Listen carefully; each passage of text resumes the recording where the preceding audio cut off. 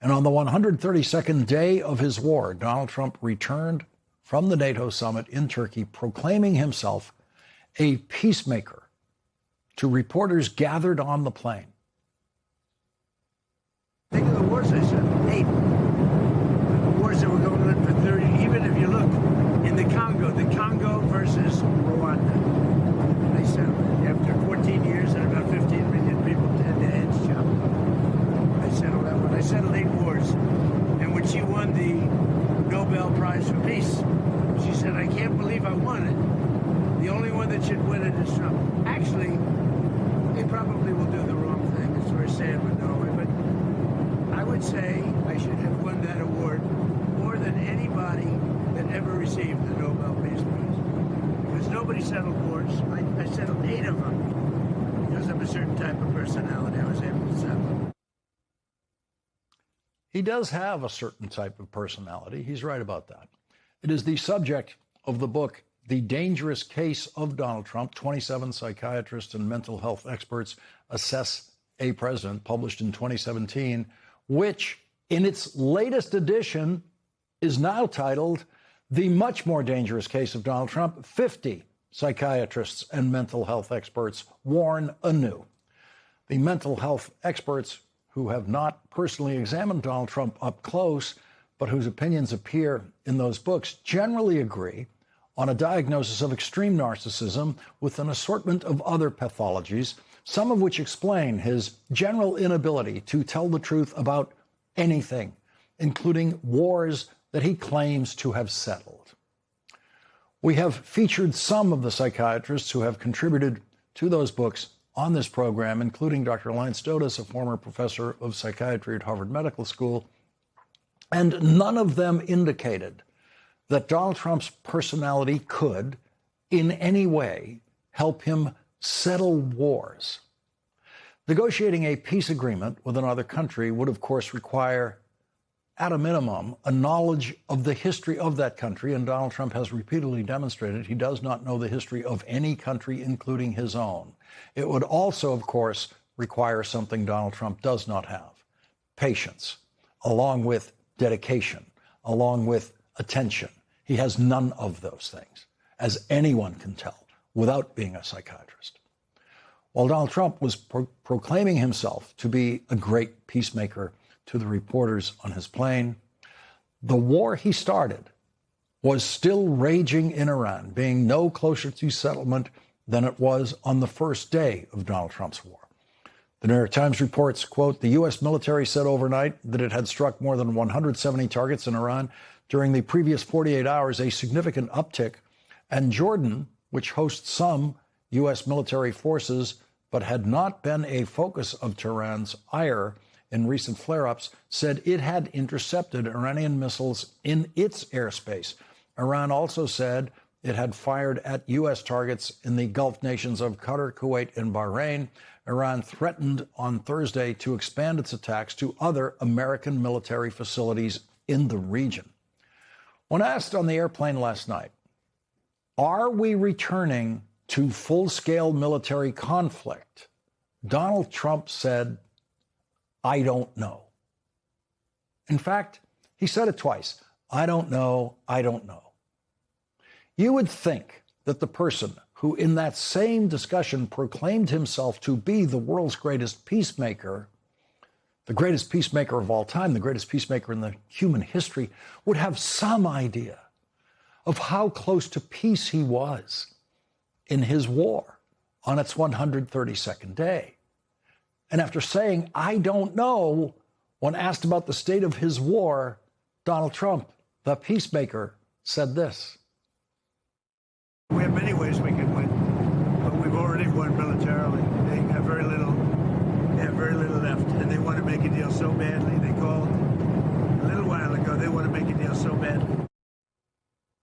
Donald Trump has said they want to make a deal so badly, those exact words, almost every day of his now 132 days of war. He has been lying every single time he has said that. And at the same time, Iran has demonstrated two things with absolute consistency every day of Donald Trump's war against Iran. Iran will not surrender. And two, Iran does not want to make a deal so badly. Iran has shown no eagerness to make a deal at any time, none. And Donald Trump has shown himself to be desperate to make a deal, which is why he agreed to a memo of understanding with Iran, which was full of concessions, immediate concessions to Iran, with no concessions to the United States by Iran. That memo of understanding called for a 60-day ceasefire, a ceasefire that has been violated repeatedly. It seems clear that the one true thing Donald Trump said about his war in Iran today was, I don't know. The question was, remember, are we returning to full-scale military conflict, sir? And he said, I don't know. I don't know. Now, it's one thing for us not to know if the war is returning to full-scale military conflict. It's one thing for no one in Congress to know if the war is returning to full-scale military conflict.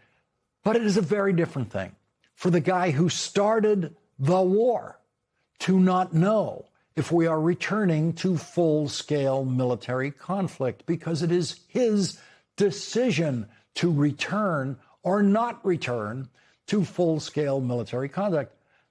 And what he is admitting right there is he just does not know, meaning he does not know what to do. It's his war. He's commander-in-chief, and he has no idea what to do. None. That's what he admitted to. At age 80, in the middle of the night, on an airplane, he no longer has the strength to fake it as fully as such situations require of someone like Donald Trump. And so when asked what he's going to do next in his war, in effect, he said, I don't know. No commander-in-chief of the American military has ever given that answer about the state of a conflict. You can search the transcripts of President Lyndon Johnson and President Nixon's public discussions of the war in Vietnam and the various stages of battle, and you will never once find one of those presidents saying, I don't know. It turns out there was much the presidents of the United States didn't know about what was going to happen in the Vietnam War, but they were all careful enough in their public commentary to never be forced to publicly admit to the American people, I don't know. That is Donald Trump's unique contribution to commanders-in-chief public dialogue during warfare. Before he left the NATO summit, Donald Trump had what appeared to be a senior moment. You know, the kind of thing that can happen to any of us when we hallucinate that we're sitting beside Vladimir Putin. Do you have a question for President Putin, George? There he is, inviting the audience of reporters to ask a question of the man sitting beside him, the man he gestures to, President Putin. And here is the man who was sitting beside him, who Donald Trump called President Putin. And so once again, we have to imagine what the American news media, what the Republican Party would have been doing for the last day or more if Joe Biden had ever pointed to President Zelensky and called him President Putin. Once Donald Trump realized his mistake about that, he tried to cover for it by again asking the audience of reporters for a question that he should ask President Putin in a planned conversation with Putin later in the day. This is the first time in history that a president of the United States sought public advice from reporters about what to say to a president of Russia or a president of any country in the world in a presumably important phone call. And here is what happened. Give us a question for Putin. Because I'm speaking to him today. Yeah, Putin, Why is it a good, hard question? when will he end this war? That's a good question. I don't think I've ever asked him that question. I've been asking that question.